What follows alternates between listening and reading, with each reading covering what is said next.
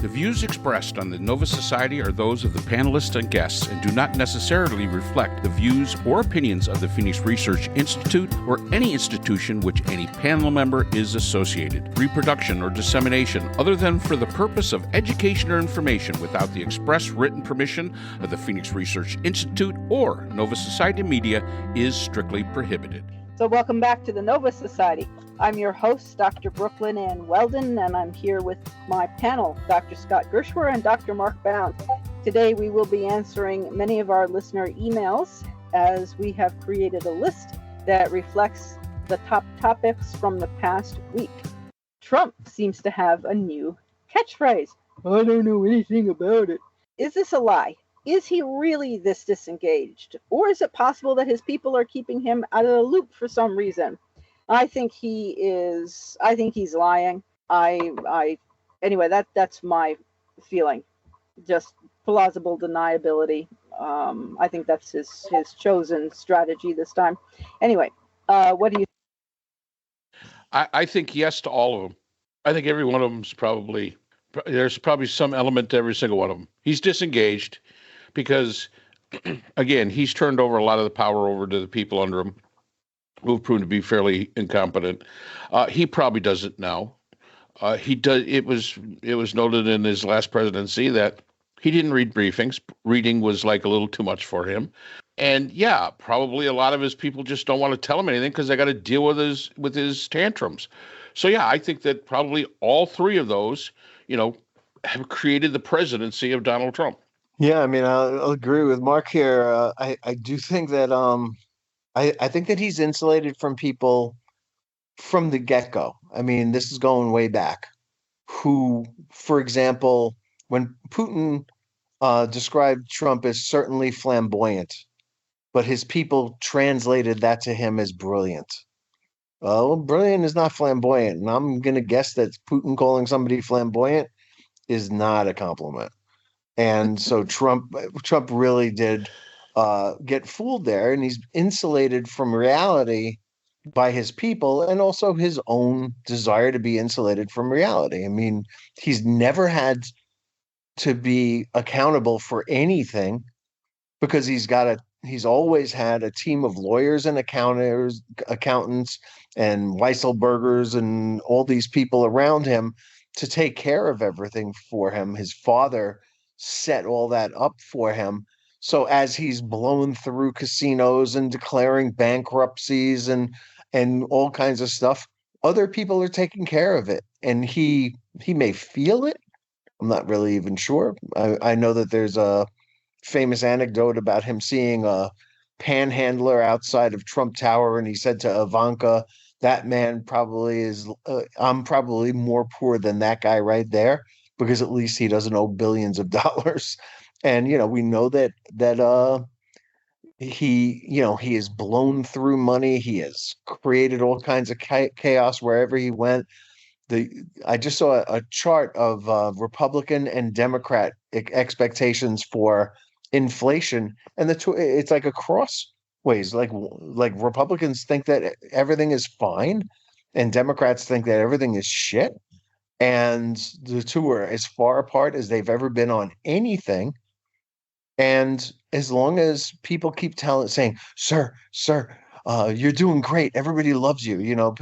People think you're doing a great job. This is the greatest regime ever in the history of the United States. He blithely goes along with it and doesn't seem to understand the stuff he's leaving in his wake as he moves through. Does he understand tariffs? At this point, how could he not? Someone somewhere along the line, just like Laffer did with Reagan, right? In the Laffer curve, drawing it on a napkin, and Reagan never forgot it and always brought it up. Somebody got to Trump and told him that tariffs that maybe at one time tariffs were the main revenue source for the United States before income tax. And wouldn't it be great if we could get that again? And Trump is just acting on that, blithely ignoring reality. And, none of us are going to be able to afford cars soon. Used car prices are already going up.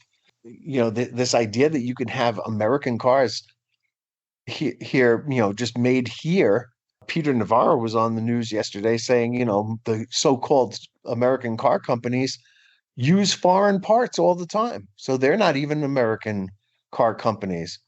Well, we're not ready for this right now. You want to figure out a way to bring manufacturing back to America, only in America.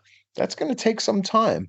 You want to have a domestic oil industry, you're going to have refineries built that can refine American oil. Right now, we do not. We don't have a single refinery that refines American oil. We refine the sludge that we get from Canada.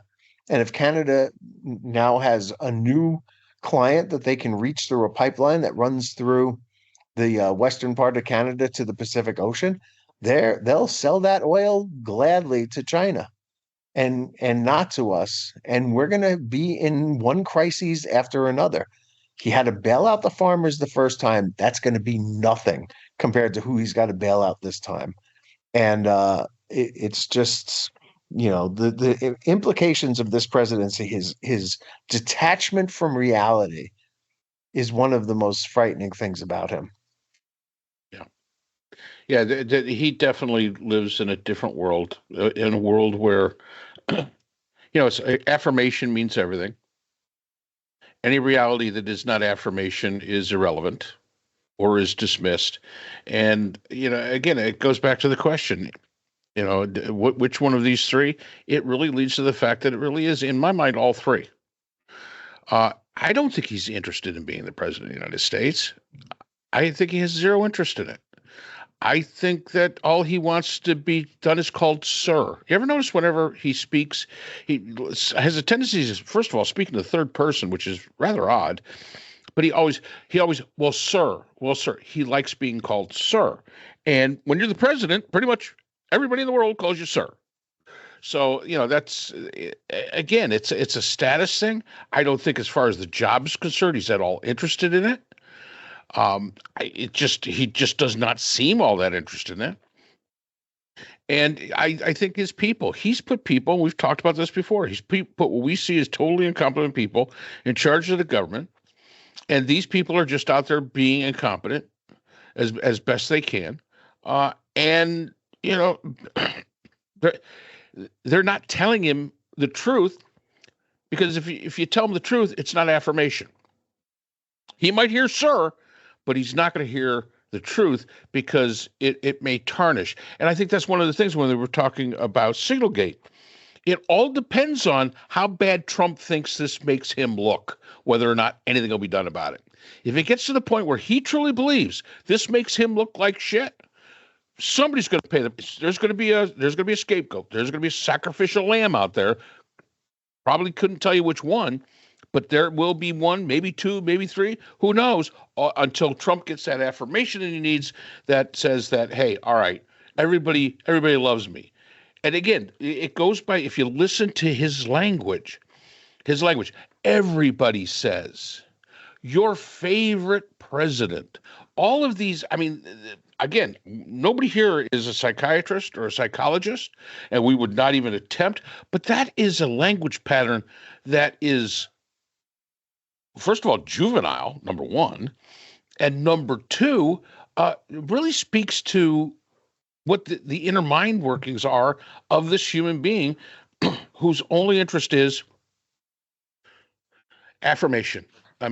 He's making up for something. I don't know what, but he's making up for something. Maybe his dad didn't love him enough. I don't know. But whatever it is, He even puts his name sometimes in quotes. In quotes. It's odd. It's some very of the odd. actions. I'm a firm believer in the Goldwater rule that psychiatrists and psychologists should not diagnose without directly, meeting the patient and treating the patient. And I don't believe it's fair to diagnose anybody by just watching their actions. But if I'm looking at somebody, if I'm sitting in a pub and I'm having a beer and I hear somebody down at the end of the bar and they're talking about themselves in the third person and they're using the air quote things and they insist on being called sir, I'm a little concerned I'm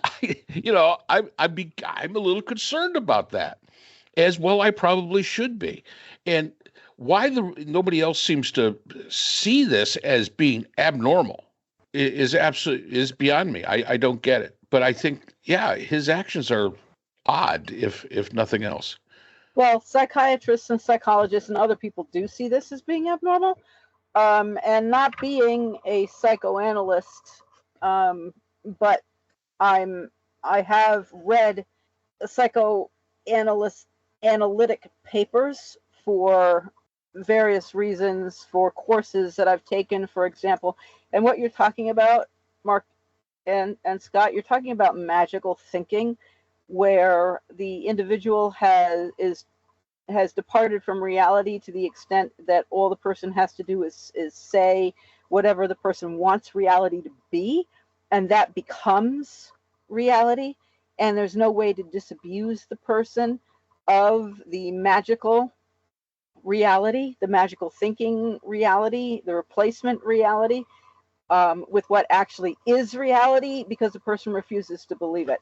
And it will never satisfy, and that's why there will never be, for Trump and for Trump's followers, it's not a solution to anything, because there's no way to work through any of the issues. So there always has to be another magical thinking reality. It becomes a lie. It becomes a lie to oneself and a lie to when expressed aloud. Another replacement for whoever's wrong. Another witch hunt. Trump mentioned that also with Signalgate. Oh, it's a witch hunt, I don't know, against Mike or against Hegseth or against somebody. It was a witch hunt. All these different reasons for what caused this to happen, including he doesn't know anything about it. And what he is interested in, of course, is in retribution. He's interested in slamming law firms and in signing executive orders, and as you say, is being called sir. And some of the sycophantic satellites, it's absolutely sickening. Oh, sir, you're so wonderful, and thank you, and to President Trump, and even on the Signal call, this Signalgate text thing, it was, oh, it's thanks to President Trump that we have this and that and the other, and it's absolutely, to my mind, sickening, the extent to which the groveling and the foot kissing and the backside kissing and the brown nosing. And so, yeah, there's something wrong with Trump. Malignant narcissism, psychopathy. I mean, there's something seriously wrong with him, and probably more than one personality disorder. Yeah, but that's what it's called. It's magical thinking. And so he is lying, and he's lying to himself. So anyway, that was all I wanted to say. Do you have anything more to add? I think we beat that one to death. But at least I think we all agreed on something for a change. So that's kind of good. Yes.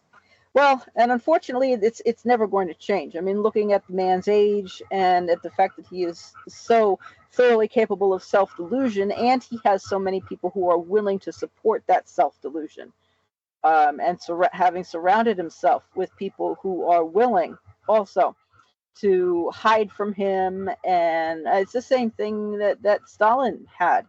I mean, people wouldn't tell him the truth because he would kill them, literally, if they did.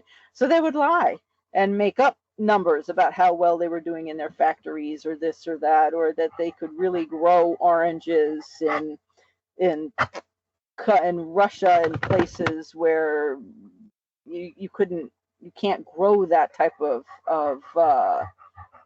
plant, because Stalin had said, well, yeah, you can do this and you can do that, and you have to do it, and in 5 years I expect this, that, and the other thing. And so people would lie. All Stalin got was self-affirmation, and this is exactly what Trump is getting. How likely do you think it might be that Trump would be removed? I mean, I don't think anybody is going to utilize the 25th Amendment. Do you? No. No, I mean, I think we're stuck with this, and at least until Democrats get in, and probably if we were somehow to win both the House and the Senate again, it would have to be a lot of Senate seats, and that's probably not going to happen. That there would be a chance of removing him from office. I believe that he'll be more neutered as time goes on, but he'll remain in office until his term is over, if not beyond that. I mean, we can speculate about that all you want. I mean, he's also got a lot of people apologizing for him all the time. People coming up with things like, well, there's a problem with signal. It can't be these people. The problem is the technology itself, or the news media just loves to play this stuff up. It happens all the time. It goes back to like Nixon, man, when people were like, everybody cheats, but Nixon got caught. Well, no, not everybody cheats, people do play the game the right way. And Trump never plays the game the right way, right? I mean, even his caddies call him Pele because he kicks the ball so much. It's just who he is. He's a horrible person. Going. Okay. Kicked it a little more for you. There you go. Yes. Yep. So thank you again to all our listeners. Keep on sending us your questions, thoughts, concerns, and emails, and we will be right here with you on the Nova Society. See you again next time. The Nova Society is a production of the Nova Society Media, a division of the Phoenix Research Institute. We'd like to thank our production partners, Buzzsprout, who hosts the Nova Society, Audacity, our editing partners, Apple iTunes, the largest source of podcasts and music on the internet, Spotify, the most popular platform for the Nova Society, and iHeartRadio, your source for all things music and podcasting. The Nova Society is available on all of these and other quality platforms listed in our description. We'd also like to thank all of our listeners. Without your support, the Nova Society would not be possible. If you have a question or comment, we can be reached at nova.society.podcast@gmail.com. So for Dr. Brooklyn Ann Weldon, Dr. Priscilla Hobbs, Dr. Scott Gershwer, and all of us here at the Nova Society, I'm Dr. Mark Bound. Remember, the true power in society is knowledge. Thanks for listening, and we will see you again next time. We'd like to thank our sponsor for this episode, BH Conflict Resolution Services, a full-service dispute resolution firm offering expert and cost-effective mediation services to couples, groups, and businesses. BHCRS can be reached at www.bhcrs.com.